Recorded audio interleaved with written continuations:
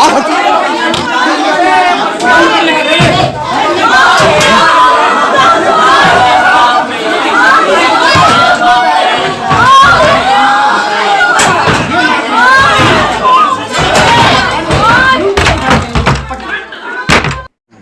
दोस्तों, एक बार फिर से आपका स्वागत है हमारे हिंदी न्यूज चैनल 555 डेज में।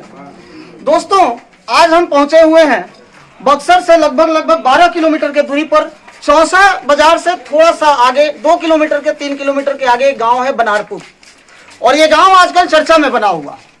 एक बार चौसा जो है लगभग 1539 ईस्वी में इतिहास लिखा था, और आज फिर से चौसा में 10 जनवरी 2023 को एक इतिहास लिखा गया, और ये इतिहास लिखा गया बिहार सरकार और बिहार पुलिस के द्वारा। आप देखिए, हमारे सामने ऐसे लोग सारे दिख रहे हैं जो कहीं ना कहीं पुलिस के बर्बरता के शिकार हुए। पहले मैं वाकया बताऊं तो सीधे ध्यान दे, तो यहाँ पे देखिए, यहाँ से पुलिस वाले जो है ऊपर छत पे चढ़ते हैं। अब बताइए कि पुलिस वाले गेट छोड़ करके और छत से कब से फांदने लगे। माननीय हाई कोर्ट के आदेशानुसार पुलिस किसी भी सभ्य आदमी के घर पे रात पर जाने में पुलिस को परहेज करना चाहिए, लेकिन यहाँ देखा जा रहा है कि हाई कोर्ट जितने बार इंस्ट्रक्शन दे रहा है उतने बार बिहार पुलिस अपने आप को बेलगाम समझते हुए और लोगों के घरों में घुसने का पूरा प्रयास भी करती है, और प्रयास में जीत भी जाती है, और गेट नहीं खुलता है तो छत से भी फांद जाती है। अगर देखा जाए तो कहा गया है कि देश की हालत वो है कि कौन गुनगानी करे, जब संत नहीं चोर हो तो कौन रखवाली करे, और वही हाल जो है आज दिख रहा है चौसा के इस धरती पर, और उसी इतिहास को फिर से दोहराया गया है। लेकिन वो इतिहास स्वर्णिम पन्नों में लिखे हुए पन्नों में अंकित है, लेकिन ये इतिहास बिहार को शर्मसार करता है और शर्म से बिहार के सर को झुकाता है।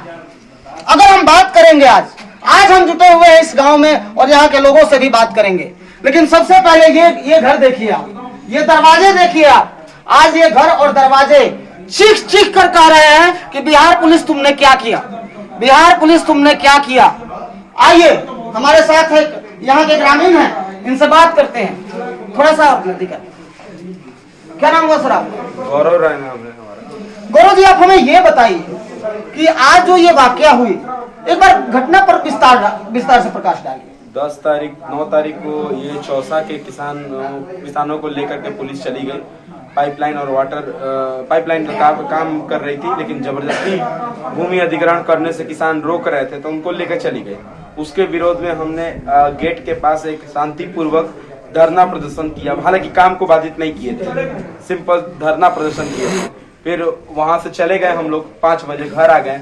तो उसी दिन शाम को पुलिस प्रशासन SJVN के CEO मनोज कुमार के साथ मिल करके बैठक हुई, और इस बैठक में फैसला लिया गया कि किसानों के घर रात में अटैक करना है। अच्छा, एक बात बताइए, इस धरने में जितने लोग शामिल थे वो सारे किसान थे? बिल्कुल, सारे किसान। एक बात मैं कान खोल के कहना चाहता हूँ, भारत वो देश है जहाँ 70% लोग कृषि करते हैं, और आज उन किसानों की हालत क्या है ये ना भारत सरकार से छुपा हुआ है और ना ही राज्य सरकारों से छुपा हुआ है। मैं बता दूं कि 12 से 13 रुपए में पैक्स जो है पर केजी चावल खरीदता है, धान खरीदता है सॉरी, और वही चावल 45 रुपए न्यूनतम रेट पर मार्केट में बिकता है। जरा मार्जिन देखें आप कि किसानों का शोषण किस तरह से हो रहा है। अगर वो 12 रुपए बिचौलियों का मार्जिन होता तो समझ में आता था कि मैन्युफैक्चरिंग, ट्रांसपोर्टेशन और बीज का कॉस्टिंग लेके 12 रुपए आ रहा है, लेकिन यहाँ 12 रुपए किसान को दिया जा रहा है और बीज का 30 से 35 रुपया जो है वो डकार लिया जाता है। ये हालत है हमारे देश में किसानों की। सबसे पहले तो ये बात समझिए, और उन्हीं किसानों को एक तरफ तो भरपेट भोजन नहीं दिया जाता है, और जब इनकी जो धरती जिनको हम माँ बोलते हैं, जब सरकार को विकास कार्यों के लिए किसानों की भूमि की जरूरत है, तो उस समय पे जो किसान है वो भूमि हंसते हंसते सरकार को दे देते हैं। लेकिन सरकारों को क्या नहीं सोचना चाहिए कि जो किसान अपने धरती को माँ समझते हैं, अपने बाल बच्चों को उसी के बदौलत पालते हैं, क्या उन किसानों के जमीन को लेने के बाद बिहार सरकार को उचित मुआवजा नहीं दिया जाना चाहिए? आपने देखा कि 28 लाख रुपए के हिसाब से जोड़ के शायद मुआवजा आपको मिल रहा था, और 33 लाख रुपए निर्धारित था, 36 लाख रुपए निर्धारित था। ठीक है, अब बताइए कि एक किसान जो दिन भर खेतों में मरता है, उसके लिए एक कट्ठे पर 8 लाख रुपया मायने रखता है कि नहीं? ये मैं पूछता है न्यूज़ 555 डेज आज आपसे, जवाब दीजिए। आइए, और भी लोग हैं, उनसे बात करते हैं। आइए। 19 19 साल का उम्र है इनका, और इसी उम्र में बिहार सरकार ने इनको अपराधी बना दिया। अब बताइए कितने डंडे बजे थे आपको? अरे उसका तो कोई गिनती ही नहीं, डंडा तो बहुत लात से मारे, राइफल के बेट से मारे हैं। राइफल के बेट से मारा? क्या किए थे आप? हम तो बस वहाँ पे दादी को धक्का वगैरह दे रहे थे। धरना में आप भी गए थे? नहीं गए। हम तो ड्यूटी करते हैं प्लांट में ही। अच्छा, आप उसी प्लांट के एम्प्लॉई हैं? और आप ही के घर में पुलिस ने दबिश दे दी? वाह, क्या बात है बिहार सरकार। आइए आइए, हम आप घर के हिस्से में कुछ माँ बहने हैं, इनसे भी मिलाते हैं। अब देखिए, यहाँ पर मैं आपको दिखा रहा हूँ, ये पीड़ित परिवार है, ये माता जी हैं, उम्र देख रहे हैं, और एक दादाजी है, शायद वो घर में मौजूद नहीं है, 70 साल के हैं, और उन पर भी डंडे बरसाए पुलिस ने। कम से कम सीनियर सिटीजन होने का ख्याल किए होते, उसका भी ख्याल आपको नहीं रहा। दादी ये बताइए क्या हुआ, कैसे आई थी पुलिस?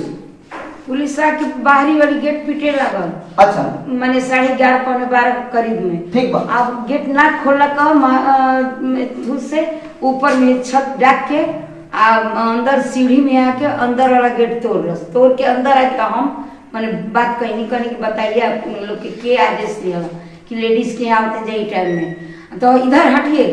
हाँ, हम क्या हटा दिया।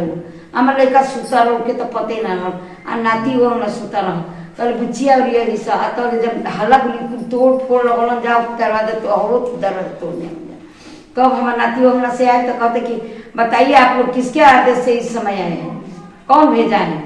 मैंने यही तरह अब वीडियो चलस तो मैंने तोड़ फोड़ करता जा, दादी के ढकेलता बना ली, बस उनका मोबाइल। ये भी देखने में मिला है कि पुलिस जब दरवाजे पे आई है तो इस घर के बाहर सीसीटीवी कैमरा लगा हुआ है।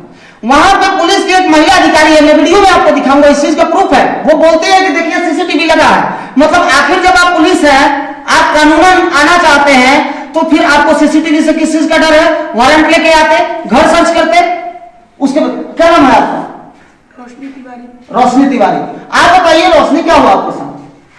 हम लोग तो वही पुलिस लोग अंदर आए हैं गेट तोड़कर, तो हम लोग गए रोकने के लिए कि क्या हुआ है, आप लोग कैसे अंदर आ रहे हैं, घर पे कोई जेंट्स है नहीं लेडीज है। वो बोलने लगे कि लेडीज आई है, जो कि द्वारी पे 2 खड़ी थी बस दिखावे के लिए। फिर वो लोग अंदर आए, धक्का मारने लगे हम लोग को। भाई आया बोला कि आप लोग ऐसे नहीं कर सकते लेडीज के साथ। कितने बजे रात की बात है? 11:30 बजे करीब में, ऐसे ही 11:30 बजे, 11:30 12 ऐसे ही बजे। अच्छा, लगभग ये आधे 1 घंटे के बीच की बात है। हाँ, आधे घंटे के बीच की बात है। वही भाई वीडियो बनाने लगा, उसको घसीटते हुए वहां से लेकर आए हैं। फिर आधे लोग छत पे आए हैं, जो कि पीछे से उसको पकड़ के लाई मारने के लिए। हाँ, दरवाजे की जरूरत ही नहीं है बिहार पुलिस को, अब छतरी से फाड़ने की जरूरत है। दरवाजे की क्या जरूरत है? घर में दरवाजे बनेंगे ही नहीं कुछ दिनों में। जो थाना अधिकारी है अमित, वो सस्पेंड हो गए। वो सस्पेंड आज सस्पेंड हो गए। वही अमित जो है वो 8 महीने से उनका तबादला यहाँ से हो चुका था, फिर भी वो यहाँ पे थे। और हमारे भाई को इतना बेरहमी से मरवा रहे थे और मार रहे थे, उसके शरीर पे ठंडा पानी डाल के मरवा रहे थे। बताइए कितने, मतलब आतंकवादियों के साथ जो सलूक किया जाता है, वैसा सलूक बिहार पुलिस जनता के साथ कर रही है। पहली बात।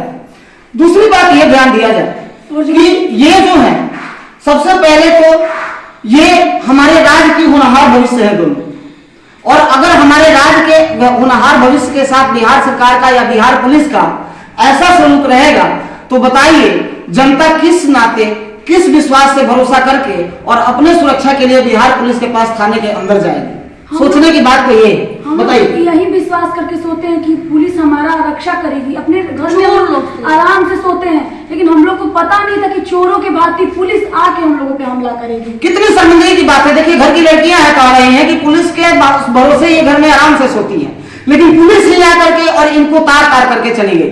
बताइए कि ये कितना ज्यादा हृदय विदारक और कितना ज्यादा दुखदायी है। एक बात और है, मैं सबसे पहले ये बताना चाहता हूं, बिहार सरकार हो या भारत सरकार हो, भारत हमेशा नारी प्रधान देश रहा है। हम लोग नारियों की इज्जत करते भी आए हैं और आगे भी करेंगे। क्या बिहार के संस्कार में और बिहार पुलिस के संस्कार में नारियों का और वृद्धों का, सीनियर सिटीजन का यही इज्जत है? 11 बजे रात को घर खुलवाया जाए और उसके बाद उनके साथ बर्बरता बदसलूकी की जाए, उनके घर के लोगों को मारा जाए, ऐसी कौन सी वाकया हो गई? तो जो घटना है हो गई। और बताया जा रहा है कि गांव के लगभग बहुत सारे नए 20-22 साल के युवाओं पर FIR किया गया। नए युवाओं का जीवन जो है वो नौकरी पेशा और अपने काम के तलाश में भटकने का होता है, और ऐसे शर्त में यदि किसी भी मुकदमे में नए नौजवानों के ऊपर मुकदमा लाद दिया जाएगा तो उनका भविष्य कहां जाएगा, ये भी सरकार को एक बार सोचना चाहिए। आइए हम बुढ़ी दादी हैं, इनसे पूछते हैं। दादी एक बात बताइए, अब तो जो हो गया वाकया हो गया, अब इसके बाद क्या चाहते हैं? इसके बाद ये चाहता नहीं कि अब कोनो ऐसा घटना केहू के अंदर न जाए। केंद्रीय मंत्री अश्विनी कुमार चौबे जी भी आए थे ना, क्या कह के गए? सुशील मोदी भी आए थे। क्या कह के गए दोनों लोग? तो मर्द लोग से बात करना, कहा कि हम लोग बोल के गए कि एक्शन आज मिलेगा तुम लोग को, जितना तुम लोग के साथ हुआ हम आप लोग के साथ हैं। आप लोग के साथ हम लोग कार्रवाई हाँ, तो वो धरने पे भी बेचारे बैठे हुए कार्रवाई करेंगे वहाँ पे।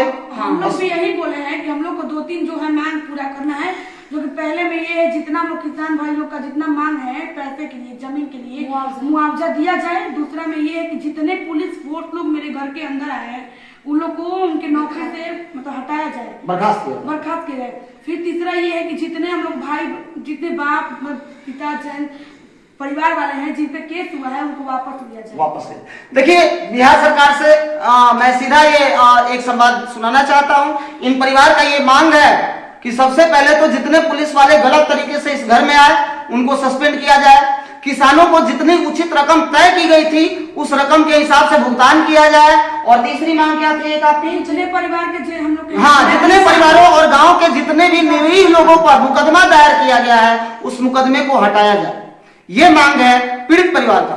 Rakesh Kumar Pandey, news 5 days, Patna.